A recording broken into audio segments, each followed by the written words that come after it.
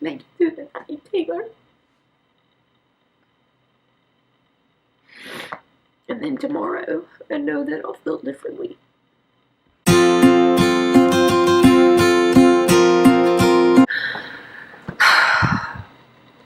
Here's the part of mental illness that people don't talk about and they don't want to share and you can try to say it and explain it to everyone, but unless you're going through it, you truly don't understand.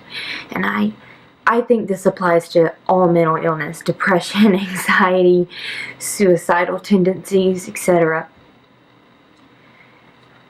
It's this circadian rhythm, this wave, this roller coaster that you can't get off of. And everyone knows that for every time you go up on the roller coaster, you crash down. And sometimes the fall is kind of fun because you know you're not supposed to be doing it, and it's a little dangerous and reckless, so you scream and you're having a good time, and then all of a sudden you're at the bottom and you're stopped and you don't know what to do. Then it takes off again, and you start out tick, tick, tick, tick, tick, tick, and you're at a steady pace, and you feel good, and you're fooling yourself, and you're fooling everyone around you. Everything's okay, and you start to go up again, and you just get in this cycle, this up and down that you can't control. For instance, tonight I was at a friend's house surrounded by people. I was perfectly fine. We weren't, it's not like we were having this like great awesome time, but we weren't having a bad time. We were just friends hanging out, like just normal chill night. And all of a sudden I could just feel it, like, and I can't explain it unless you've been through it, but you just get this weight. And then all of your inadequacies and everything comes at you for no reason. And so I could feel this need to hide, to get away. And so I said, hey, I need to get home. I need to feed my dog. And I left and I got in my car. And on the way back, I was thinking, like, why am I here? Like, why do I try? Because I crashed down. And I have this moment. And if life is filled with this many moments, why do I care? And I hate that. I hate it. That I immediately go to this darkness and this place of, why does it matter? And I think once you've attempted suicide and you see how easy it is to end your life, that a piece of you always has that in the back of your head. And I don't want anyone to get it twisted. Like, I've gotten to a point where I know how to remind myself that tomorrow may be difficult too, but it'll be different. And tomorrow may be hard, but it's new. It'll be a new hard.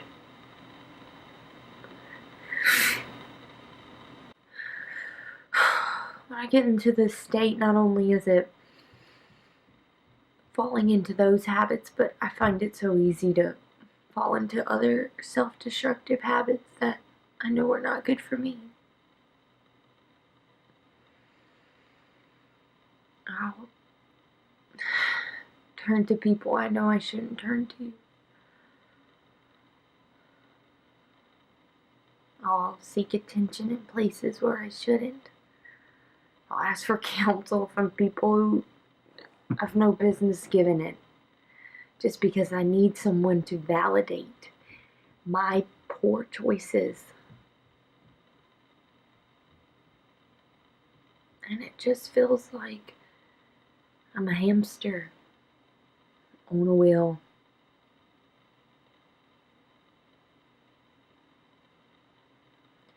And you feel numb and sad and angry and tired all at the same time. And you get to a point where you can't process. I just don't know. I don't know what to do, what not to do. I mean, I know what I should do. I should pull my Bible out. I should run headlong into that, but sometimes it feels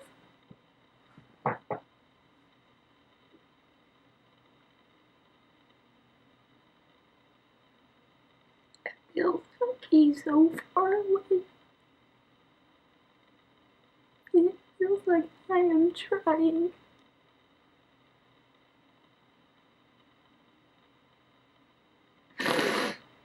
And I'm doing the right things. But how come it's not like second grade math? How come 1 + 2 doesn't equal 3? How come I add 1 and 1 and I somehow end up with a disaster?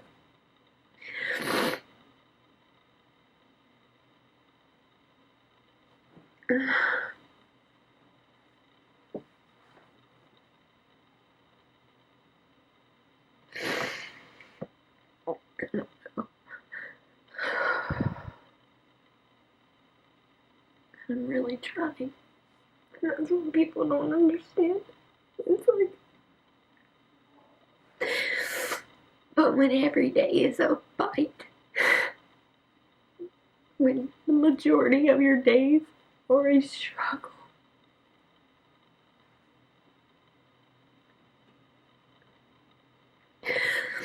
and it feels like you can't rest, it's hard. It's hard. And I know that it'll be okay. I'm gonna try to remind myself that, but like I've said before, it doesn't feel okay. And I don't think we can trust our emotions. It's one thing I've kind of, I don't know, it's like you need to honor your emotions, but you can't always, like, feelings are fleeting. You can't always trust them, especially as an impulsive person with a mental illness. I can't always trust that what I'm feeling is true and that what I'm feeling is accurate. And so I'm always in this space of, do I trust this? Is this actually like what my soul needs? Does my soul need to grieve this? Does my soul need to be mad about this? Or am I just flying out emotions because my chemicals are wired wrong? And sometimes I just don't know. And I think more often than not I do the opposite. I sit around and honor my emotions and cry and feel and scream and are manically happy or whatever it is on feelings that are fleeting and that aren't real and that I'm not supposed to give weight to. And then I think the emotions that are genuine, that I'm supposed to feel and that I'm supposed to learn something from, I feel like those are the ones that sweep under the rug. But how do you tell the difference?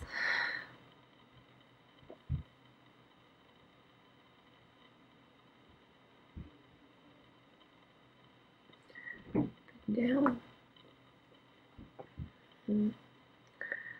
Life is like a clock. Tick-tock.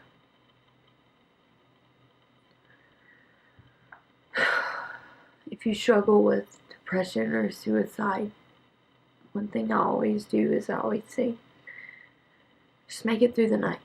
Like, just make it through the night, Tayler.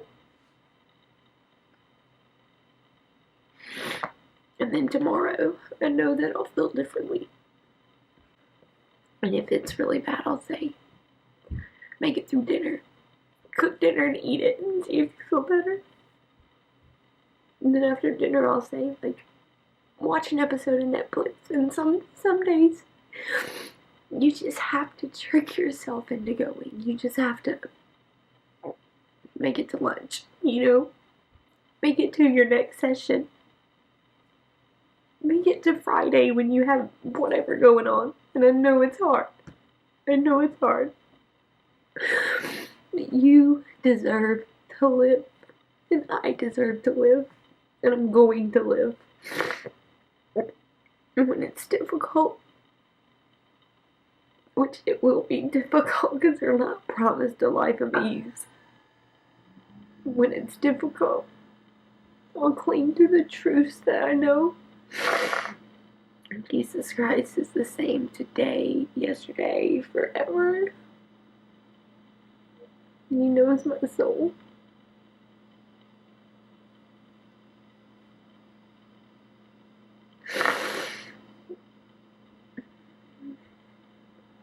I don't know.